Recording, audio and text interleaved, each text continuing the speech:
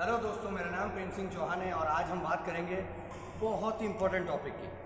बात हो रही है आज उस टॉपिक पे। जनरली मैं जो टॉपिक बनाता हूँ वो न्यू कमर्स प्लेयर्स के लिए होता है, बट ये टॉपिक मैं बात करूँगा जो सीनियर प्लेयर्स हैं, जिन्हें खेलते हुए 10-15 साल हो गए हैं या वो बैडमिंटन से काफ़ी लॉन्ग समय से जुड़े हैं, बट अब वो वैसी प्रैक्टिस नहीं करते हैं जो अपने पहले ही प्रैक्टिस करते थे जब वो यंग हुआ करते थे या वो रेगुलर प्रोफेशनल खेलने के वक्त करते थे। अब होता क्या है दोस्तों, जब अपन रेगुलर बैडमिंटन ट्रेनिंग करते हैं तब तो अपनी बॉडी हैबिचुअल होती है ट्रेनिंग लोड अडॉप्ट करने के लिए, बट जैसे अपन छोड़ देते हैं प्रैक्टिस करना या ट्रेनिंग नहीं करते हैं तो बॉडी में वो कैपेसिटी नहीं रहती है।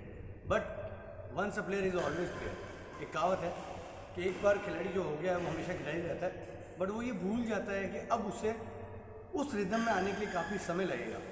बट आपने देखा होगा जनरली कई सारे सीनियर प्लेयर्स होते हैं जो या तो प्रैक्टिस मैच में या टूर्नामेंट खेलने जाते हैं विदाउट प्रैक्टिस, और थोड़े से वार्म अप के बाद ही वो अपने एफर्ट्स बहुत हाई लेवल पे ले जाते हैं, उस कारण उनको इंजरी हो जाती है। तो मेरा उन सभी से यही कहना है कि आप प्लेयर हैं, इसमें कोई डाउट नहीं है, आपने बहुत अच्छे लेवल पे अचीव किया बैडमिंटन में, बट क्योंकि अब आप रेगुलर टच में नहीं है किसी कारणवश या आप उतनी ट्रेनिंग नहीं कर रहे हैं तो बॉडी उतना अडेप्ट नहीं कर पाएगी, वो लोड नहीं ले पाएगी, ये बात आपको ही पता है। बट हम क्या करते हैं, जब गेम खेलने उतरते हैं या खेल रहे होते हैं टूर्नामेंट में, हम वो चीज़ भूल जाते हैं और कई मर्तबा क्या होता है, इंजरी हो जाती है। तो इस इंजरी को रोकने के लिए सभी खिलाड़ियों से मेरा ये निवेदन है कि उनको ये याद रखना है कि एक लिमिट है, उस लिमिट से पार उससे ज़्यादा एफर्ट नहीं करने हैं हमें, इस बात को हमेशा ध्यान रखना है। और जो न्यू कमर प्लेयर्स हैं उनके लिए भी ये लागू है कि मान लीजिए उन्होंने खेलना चालू किया और थोड़े टाइम बाद ही उनको लगता है नहीं मैं तो हमारे सीनियर प्लेयर जितनी ट्रेनिंग करी उतनी कर सकता हूँ, तो नहीं करनी है आपको भी, क्योंकि उनकी ट्रेनिंग वहाँ पहुँचने में उन्होंने बहुत समय दिया और आप इतना जल्दी वहाँ पहुँचने की कोशिश करेंगे तो इंजर्ड होंगे।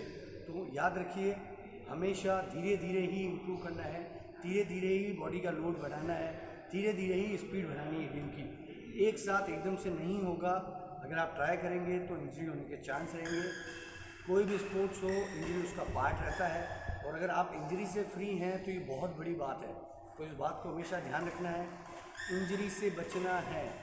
और जो भी राइट नाउ प्रोफेशनली खेल रहे हैं, एडवांस लेवल पे खेल रहे हैं, उनके लिए बहुत इंपॉर्टेंट टॉपिक है ये, उनको इंजरी से बचना है।